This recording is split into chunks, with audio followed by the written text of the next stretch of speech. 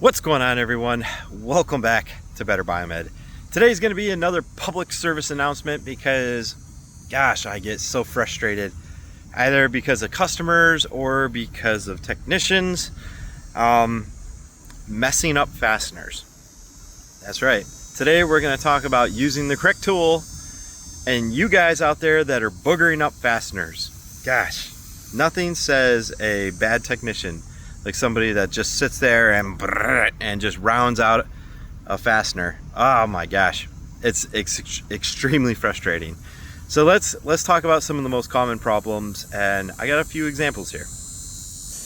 And I am of course in my office because it's the only place that I can get reasonable sound quality, except for the circadias that are clearly in the trees, and I've got compressed gas hoses over here behind me at the factory.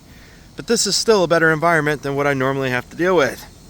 So folks, today we're going to talk about rounded out fasteners, and these guys right here just came from a level 1 rapid infuser, and these fasteners are PH1 Phillips, okay? Not PH0, they're PH1, all right? And you see that guy that I just put there? That one, somebody had already done that. Those ones are good, that one is bad. One of the most common uses, the reasons that those guys are rounding out is because of worn tooling. All right, so often, take a look at this guy. This guy right here should not be in service anywhere. Right? So you can see it says PH1 on it. That is a Phillips number 1. This right here is the more typical Phillips number 2, but take a look at this guy. See how this guy here has got some worn sides? This guy here is garbage. All right, any damaged bits whatsoever, you need to get rid of them. This right here is a good number 2 Phillips. This right here is a good Phillips number 1. So, if you have damaged tooling, you need to get it replaced or throw it out. Do not keep it in your tool bag, guys. This is horrible. Now, one of the reasons that this guy here gets all tore up like that is because you have people that will use a Phillips number 1 because it fits in everything to also remove PH2 Phillips screws. And if you look, it's a steeper angle on the tip, and it's supposed to fit in a smaller opening. Just because it fits in a Phillips number 2 does not mean it has sufficient grip, and it will spin. And when it spins, you'll mess up a Phillips number 2 just like that. And it happens all the time. And that's because people are using the wrong size tip.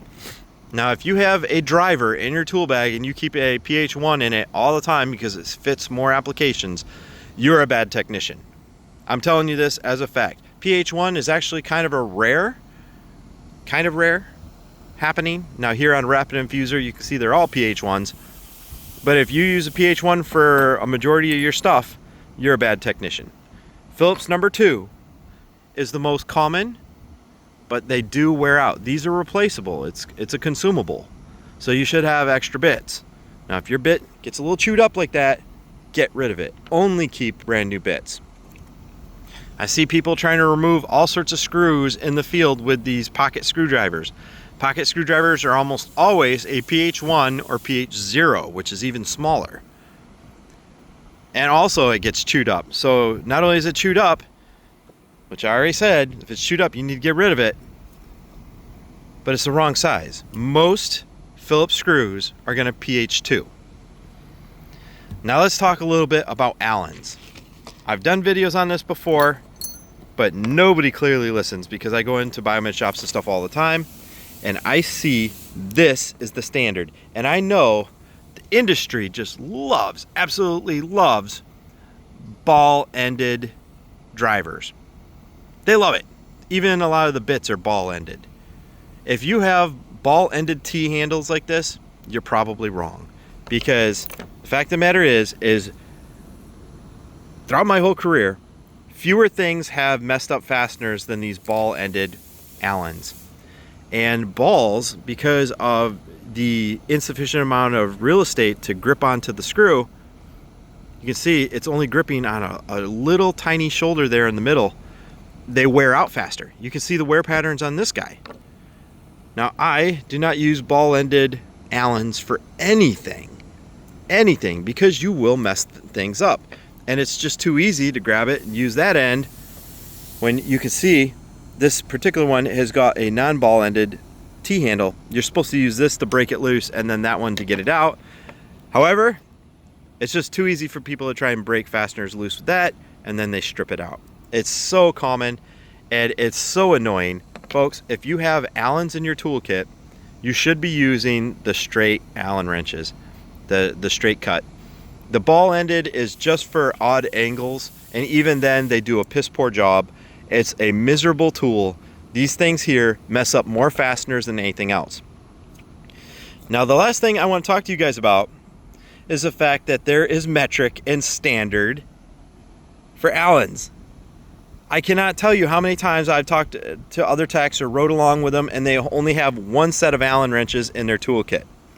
There are metric and there are standard Allen wrenches.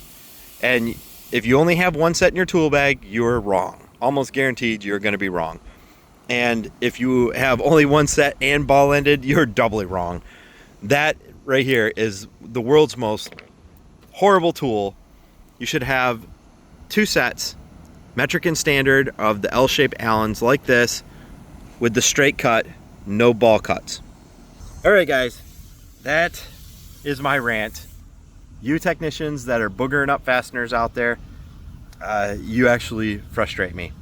Now, if you do have a fastener that's being stubborn and it skips, let's say even one time where your Phillips cams out and it tut tut tut, well, what you should then do probably is apply some heat, either through a heat gun or through a mini torch or something like that. Because if you have Loctite on that fastener, which a lot of the newer ones do, you have to decure, or you have to break down that Loctite by heating it up. So you got to break down that bond, and trying to overpower it is probably going to end bad for you. You're going to end up with fasteners like this poor little guy right here, which are all boogered up because somebody gave it a hot supper multiple times and barely got it out. So folks, keep your tooling in good condition. If it's damaged in any way, get rid of it. Use the proper size. There is a PH1 and PH0 for small precision screws. And then more standard is Phillips number 2, PH2. Use PH2 for most of your things, guys. I can't tell you how many techs use PH1 for everything. You're pissing me off. Ball-ended. Get rid of your ball-ended wrenches, and remember, there is going to be metric and standard Allens. Metric and standard. Figure it out, guys. People that have loose-fitting Allens and you just pop whatever in there and then give it a hot supper, you're going to round it out. And as soon as you do, a lot of Allens are a hardened stainless steel, and it is extremely difficult to drill. Do not mess up Allens if you can help it. I do not like drilling them out. It's a pain in the butt, but I've done more than my share of them, and that's because of other technicians just not knowing what they're doing. Do it right. Get the correct tool. Keep your tools in good condition, all right? Thanks for watching, guys.